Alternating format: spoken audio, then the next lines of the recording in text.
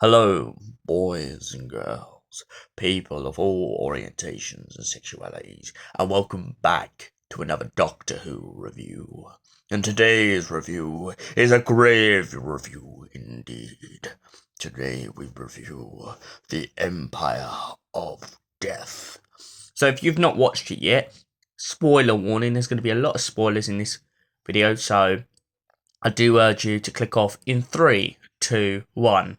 Right, you've been warned. Without further ado, let's get right into the review.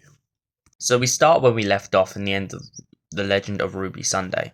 The Doctor finds out that Sutekh has returned and is paralysed in his place, until all of a sudden he manages to break free and him and Mel urge everyone in the building to escape when Susan Triad, who has been the host of Sutekh, begins to turn everyone into dust and skeletons and bones and such. And so the Doctor and Mel take this moment to get out of the building. Back at Unit HQ, Kate, Rose, Morris, and the Blinks and the Sergeant try their best to stop Sutekh as he appears on top of the TARDIS. But sadly, this isn't enough, and it becomes a bit of an Infinity War moment as Sutekh turns Morris, Kate, the Sergeant, Rose, and the Blinks all to dust. Kate, in her last few moments, sends a message to the Doctor, praying that he can fix it, and she apologises that she couldn't do more. The Doctor and Mel begin to cruise through the streets of London on her orange Vespa as they try to escape the death cloud. As they do so, they watch the devastation as it quakes and destroys everyone in its path. People, places, cars, and such on. The death cloud doesn't end. Carla, Ruby's mum, is caught in the devastation, alongside Mrs. Flood and Cherry Sunday. In Mrs. Flood's last final words, she says she had so much planned she wanted to do, which kind of makes us still wonder who she is as a character, as she is taken over by the effects of the death cloud. Back beneath the vaults of Unit, Ruby is being absolutely bombarded by a storm of snow. She still can't understand why she can't see her mother's face, but soon learns that the mystery behind her mother is more important than she originally realised, and that it could be the solution, or it could be an even bigger mystery than she'll ever understand. The Doctor and Mel arrive just in time to warn Ruby of the devastation. The Doctor points out that he can't stop or undo what Sutekh has done, but with the last hearts of the Time Lords, he will defeat Sutekh one way or another. He asks Sutekh how Sutekh survived his incursion in the Pyramid of Mars, and Sutekh explains to him that he has been holding onto the TARDIS ever since the events of that story, and has travelled with the Doctor to many planets and many places ever since then. He's been everywhere, every time, every place, every regeneration up till now. Sutekh has been watching and has been waiting a very, very long time. The Doctor, Ruby, and Mel manage to escape Sutekh in a remembered TARDIS, but soon begin to feel the heat and the immense tragedy and grief that comes with realising exactly what has happened to the universe. The Doctor takes Mel and Ruby outside of the planet Earth, just above its atmosphere and halfway across the galaxy, to witness the devastation. The Doctor points out that he has been to many planets, many places, many times, and all are gone now. The devastation begins to wake as the Earth begins to die. The Doctor stands in a doorway and calls out, "I did this. I did all of this." The Doctor is broken down. He doesn't know what to do. The Ood Sphere, Skaro, and so many others are all gone. All because Sutekh is in every place and every planet at every time in all of time and space, and his disciples have eradicated it. The Doctor finds himself on the brink of breaking down, and so he runs to the front of the TARDIS screaming, as if he is about to jump out of the TARDIS and kill himself in the process. But luckily, Ruby and Mel pull him back as a comfort, just to reassure him that he is not alone. Some time passes, and the Doctor and his friends find themselves in a new predicament, a new situation to overcome the tragedy of Sutekh. The Doctor recounts the story of the Pyramid of Mars, and he recounts that the memory TARDIS has a vast quantity of many different times and many different incarnations of the Doctor.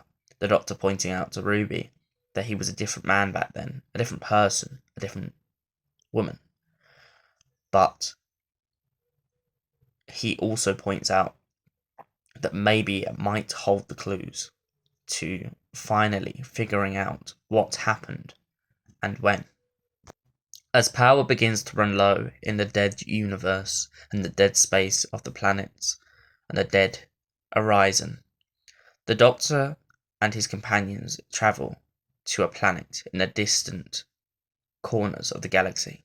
The Doctor leaves his friends behind in the remembered TARDIS for a while, as he ventures on to find a bit of metal in which he is given by a very kind woman.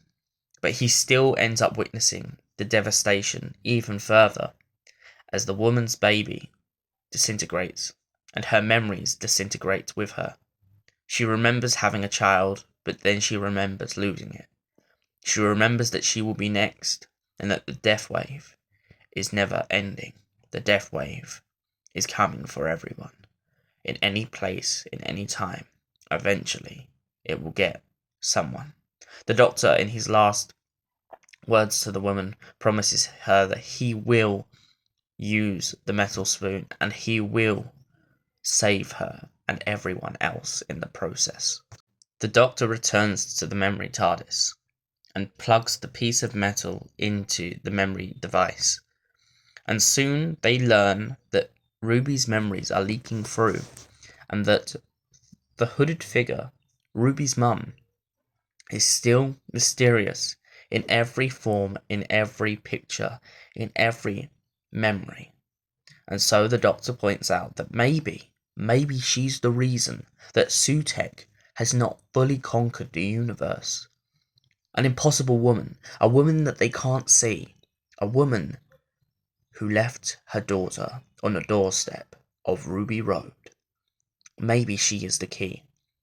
Another memory that points out something is the Doctor remembers the fact that they couldn't identify her DNA in the present, but then points out that DNA in 2045, when Robert Goering, the General of War, or the Prime Minister of War, or whatever his title was, the Ministry of War. The Ministry of War. During his time, everyone is elected to give a DNA sample. She wouldn't have a choice. So they travel forward in time in hopes to find her DNA. It becomes a race against time, as the Doctor, Ruby, and Mel attempt to find Ruby's birth mother, but soon they learn that something is up with Mel. Something's not quite right. But still, they pledge on to find the DNA result. And in the process, elsewhere, Sutekh is using Mel's DNA to possess Mel, to take control of Mel's mind, to whisper in Mel's ear, "Give in to Sutekh, Mel. Melanie, give in to Sutekh." Mel enters the room as soon as they get the DNA result, and then teleports the Doctor and Ruby to Sutekh. Sutekh begins to take control of the Doctor, pointing out to him that his powers are so extensive that he could crush the Doctor in a moment if he doesn't give him what he wants. He wants the DNA result of who Ruby's mother is, because she's the one woman in the whole universe he doesn't know who she is. Ruby walks up to Sutek as if to hand the box to him, and in doing so, she gets close enough to drop it and let the box smash, leaving Sutek clueless to who Ruby's mother is, and giving the Doctor and Ruby an opportunity to finally, once and for all, destroy Sutek. The Doctor points out to Sutek that he knew from an early stage that Mel wasn't really Mel anymore, and that he had been planning for this for a while, and that he had figured out that Sutek was 2 steps ahead. The Doctor rushes into the TARDIS with Ruby as they chain Sutek to the inside of it and begin to drag him through the vortex. The Doctor points out that I despise you, Sutek. I despise you, I defy you. If you bring death, then I bring life. The Doctor then points out to Ruby that to destroy Sutek, he must become like him. He must become a monster. And the Doctor walks out to Sutek before closing the doors on him and says, if death can bring death, then death to death can bring life. As they drag Sutek through the vortex, Sutek claws the vortex and starts to bring the world back into coming. And in doing so, he brings back everyone who was taken by the Death Storm. This gives the Doctor enough cause, and eventually he closes the door and sends Sutek back into the vortex, burning and slowly disintegrating, finally dealing with Sutek once and for all. Ruby eventually manages to catch up with her mother. She meets her real mother and tells her that she was born on a road called Ruby Road, named after her in the glitch of the storm.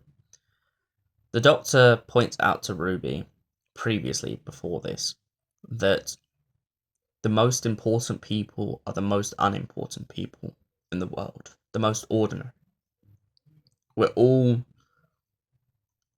important in our own ways, and that's why Sutek couldn't find her mother, because she was so amazing, so incredible, and got on with her life even through the struggle that she had to face by giving up her own child. After the big reunion, the Doctor and Ruby end up parting ways for a while. The Doctor points out to Ruby that she has a family, she has a life now, and it's about time she starts living adventures of her own.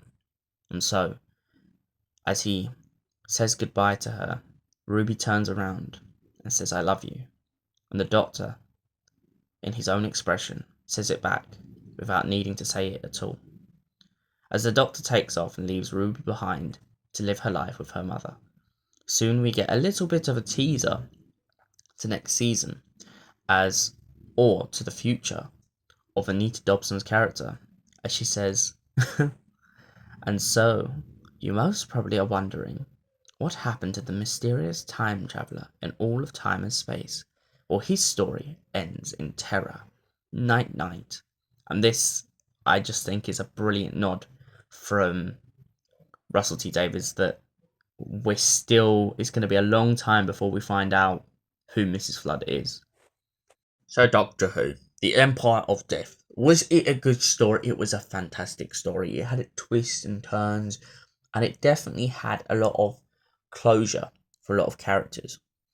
I like the way it's presented. I like the way that Sutek does win in the beginning, and it's not straight into the solution. I do like as well how the devastation carries not only on Earth, but around the universe, and I do think that a lot of that inspiration is similarly taken from the Flux and many other events, and also I think it's also the Big Bang kind of concept that Moffat used once, and I love that all the draws from all the different concepts with that.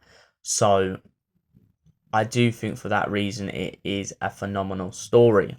Although, on the other term, I would have to say that I wasn't too keen on the slight misdirection with us believing that Ruby's mother was more, in a sense. I mean, I understand the reason for cloaking her. I appreciate that. I like the closure that we find out that she is an ordinary woman.